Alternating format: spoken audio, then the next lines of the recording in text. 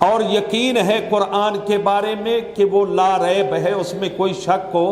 شبہ نہیں ہے، کیونکہ اس کا نازل کرنے والا بھی صادق و امین ہے اللہ کی ذات، اس کو لانے والا بھی صادق و امین ہے جبرائیل امین، اور جس کے قلب مطہر پاکیزہ دل پہ نازل ہوا ہے وہ بھی صادق و امین ہے، کہیں بھی خیانت کا کوئی شبہ نہیں ہے، صاف و شفاف ذوات مقدسہ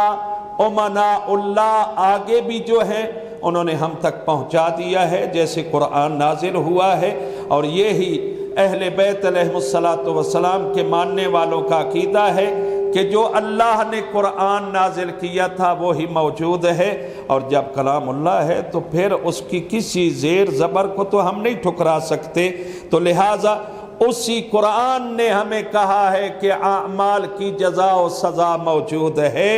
اور تمہیں بھگتنی پڑے گی، اس سے آپ کبھی بھاگ نہیں سکتے، یہ تمہارے رب کا فیصلہ ہے۔ دعا ہے خالق